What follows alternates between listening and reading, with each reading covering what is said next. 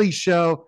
And this is a very, very interesting topic. A topic I am going to be discussing a lot on my show now because of one of my new clients, but also a great friend and client for years, Nancy Lishak, told me about this. So I'm excited to welcome Jessica Mans, co-chair of DIY Resolve Walk of Hope.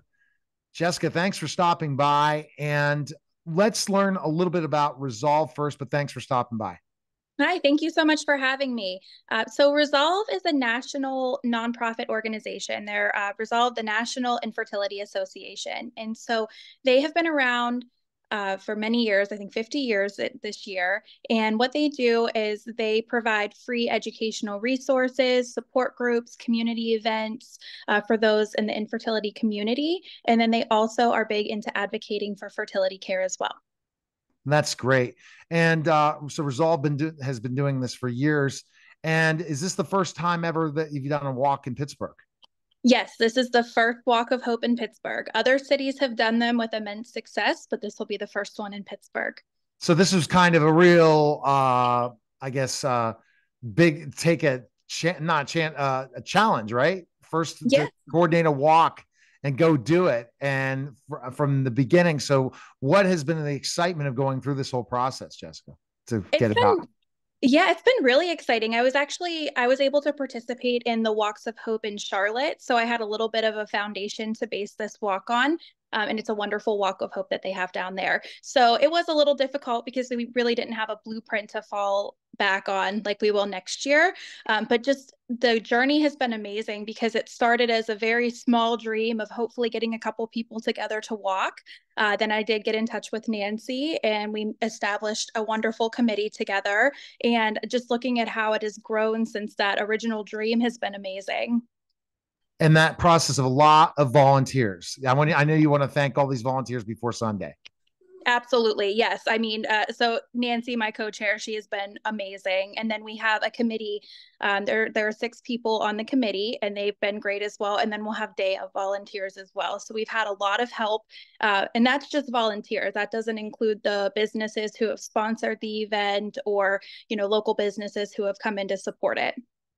So tell me about how you got involved in this walk. First of all, in Charlotte, the story. Absolutely. Yeah. So I actually am an embryologist. So I worked in a fertility clinic full time down in Charlotte for 4 years, and that's how I got involved with the Walk of Hope down there.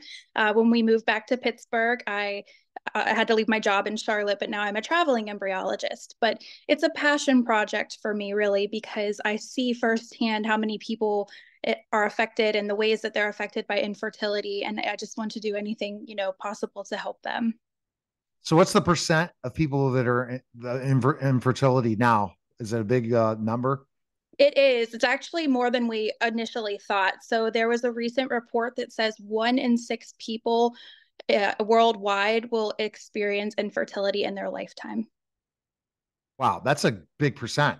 And what are you seeing the reasons that are happening? Research, especially being an embryologist, you've seen it, right? Absolutely. It's a lot about trends. So people are waiting longer to start their families than what they once were. So there's a definite trend in that.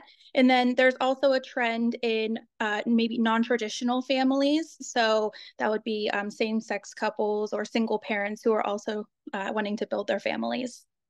Oh wow, and then and that's still not a guarantee, right? Especially even when you do this, it's not guaranteed, right?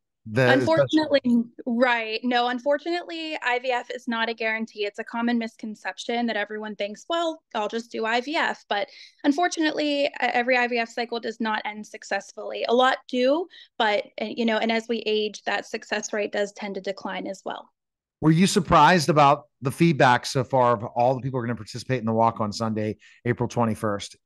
Yes, unbelievably from the beginning, even people who were willing to join the committee. I was amazed at that. And then how many businesses were so apt to sponsor the event, how many local businesses were so generous in contributing to our raffle baskets. And then, of course, the people who have registered, we're over 300 people registered for the event right now.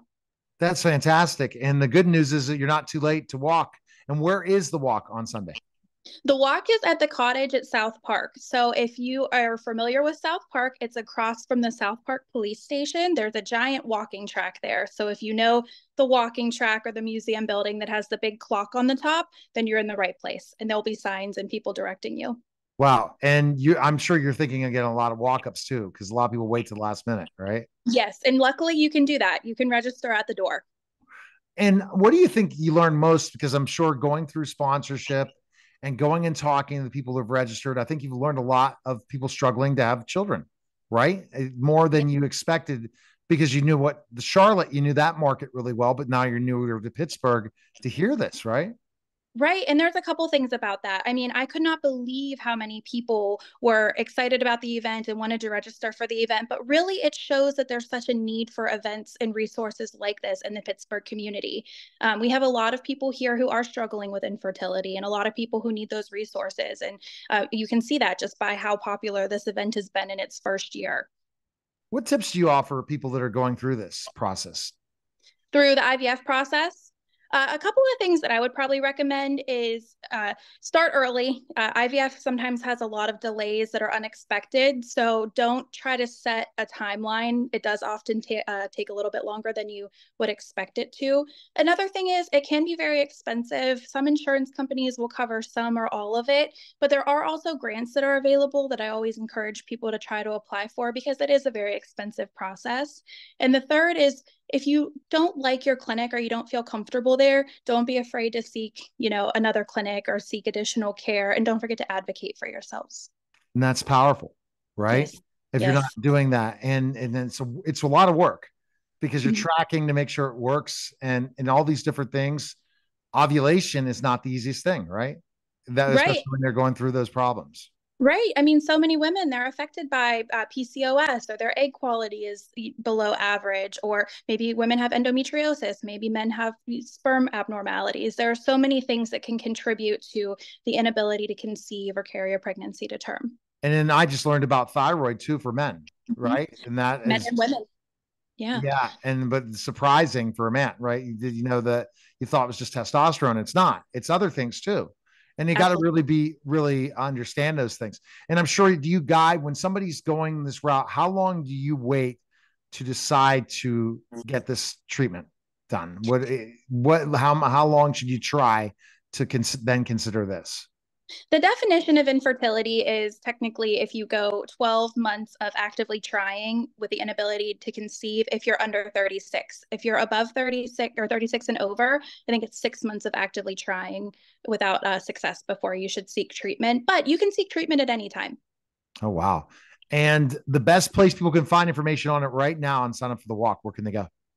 You can go to our website. It's you can go to the Resolve website, and there's an option for the Walk of Hope that'll take you directly to our page, or you can follow us on Instagram or Facebook at Pittsburgh Walk of Hope. We appreciate it. This is great stuff. Love to have you back on again. I know I'm going to be talking to one of my clients. This sponsor, No When, I'm sure is going to be sponsoring a lot of these different walks. We'll definitely be talking about it because really, unbelievably enough, the more help we can get, and these walks will help with research and different things for how great Resolve is helping women. So I appreciate it, and thanks for stopping by. Thank you for having me. You're listening and watching the Neil Haley Show, and we'll be back in just a moment.